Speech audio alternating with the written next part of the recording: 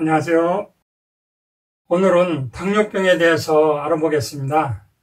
당뇨병은 혈액 속의 포도당이 세포 속으로 들어가지 못하고 혈액에 둥둥 떠다니다가 너무 많아지면서 소변으로 포도당이 섞여 나온다고 해서 당뇨병이라는 이름이 지어졌어요.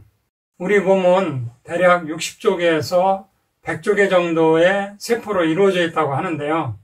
이 세포 하나하나가 생명을 유지하기 위해서는 에너지가 필요한데 그 에너지를 주로 포도당에서 얻게 되는데요.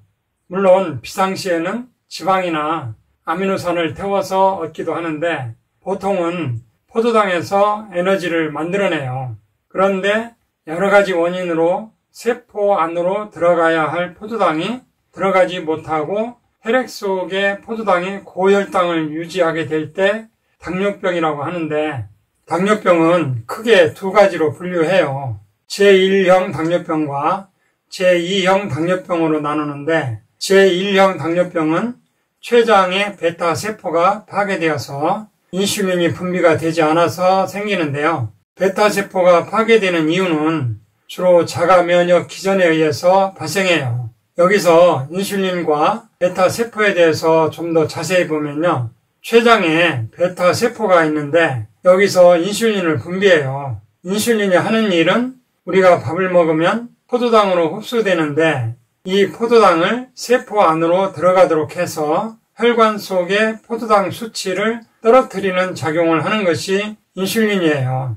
그러니까 간단히 말하면 인슐린은 포도당을 세포 안으로 넣어주는 길잡이 역할을 하는데 베타세포가 파괴되면 인슐린이 없어서 포도당이 세포 안으로 들어갈 수 없게 되고 혈관에 고혈당이 되어서 당뇨병이 되는 것을 제1형 당뇨병이라고 합니다.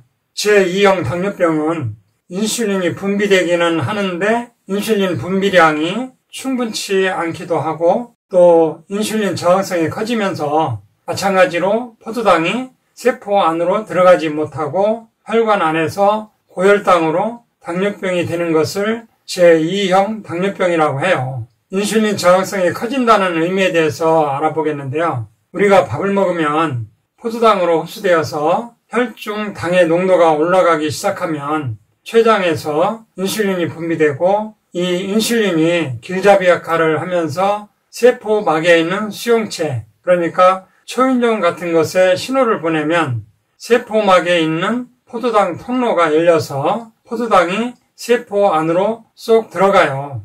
그런데 세포막에 있는 초인종을 인슐린이 아무리 눌러도 초인종이 고장나서 작동이 되지를 않아요.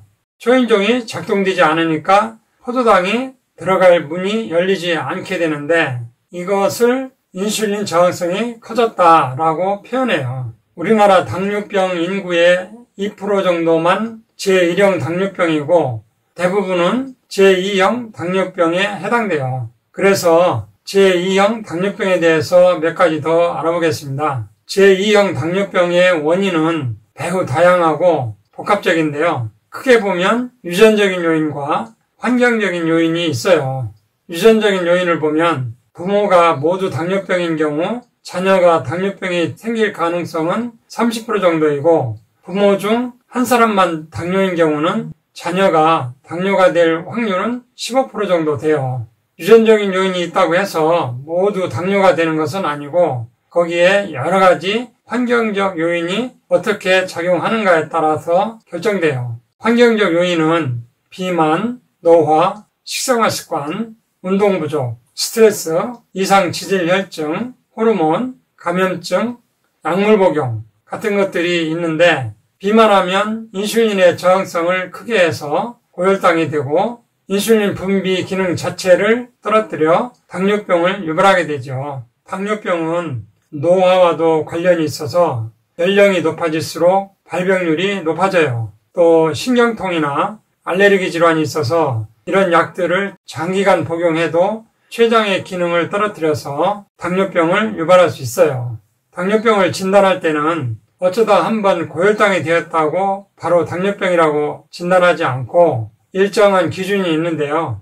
첫째는 당화 혈색소가 6.5% 이상, 두 번째는 8시간 이상 공복 혈당이 126 이상일 때, 세 번째는 75g 포도당을 먹고 2시간 후 혈당이 200ml 이상일 때, 네 번째는 당뇨병의 전형적인 증상인 당뇨, 다음 다식과 이유 없는 체중 감소가 있으면서 무작위 혈당 검사 시 200 이상일 때, 위 3개의 항목 중 2가지를 동시에 만족하거나 또는 2차 검사에서 확진 시 당뇨병으로 진단합니다. 또 아직은 당뇨병 확진은 아닌데 당뇨병 전 단계인 분들이 의외로 많은데요. 공복 혈당 장애는 공복 시 혈당이 100에서 125 사이를 말하고, 내당능 장애는 75g 포도당을 먹고 2시간 후 혈당이 140에서 199 사이를 말하고, 당화혈색소가 5.7에서 6.4% 사이, 위 3가지 조건일 때 당뇨병 전 단계로 진단합니다. 당뇨병 전 단계일 때 적극적으로 관리해줘야 건강한 몸을 잘 유지할 수 있어요.